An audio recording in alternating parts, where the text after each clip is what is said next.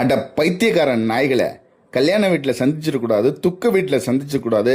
அட நாய்களை சந்திச்சாலே பொது வேட்பாளர் அப்படின்னா, டேய் உங்களுக்கு வைகோவை பார்த்து, திருமாவளவனை பார்த்து, இத்து போன காங்கிரஸ் கம்யூனிஸ்ட்காரனை பார்த்து, எங்கள் அண்ணனும் போகிற இடத்துலலாம் ஒரு கொள்கையை வச்சிருப்பாருன்னு பார்த்தீங்களாடா.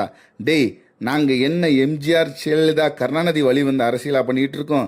எச்ச நாய்களை எம்எல்ஏ விலைக்கு வாங்குறான், சாக்கடையில் பீத்துங்கிற பண்ணியை வச்சு பேரம் பேசுகிறான். அதை பற்றி ஒரு வார்த்தை பேசுறதுக்கு துப்பு இல்லை. எங்கள் அண்ணன் எது வாங்கினா உங்களுக்கு என்னடா? உன் அம்மா தாலி வச்சு கொடுத்தியா? உன் பெண்டாட்டி தாலி வச்சு காசு கொடுத்தியா?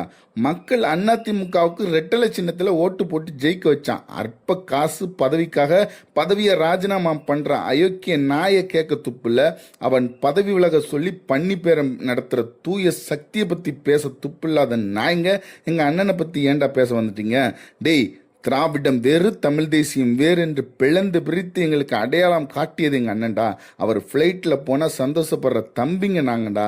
முதல்ல உங்கள் பின்னாடி இருக்கிறத கழுவுங்க. தேவையில்லாமல் நெருப்பு மேலே கைவிடாதீங்க, சரியா?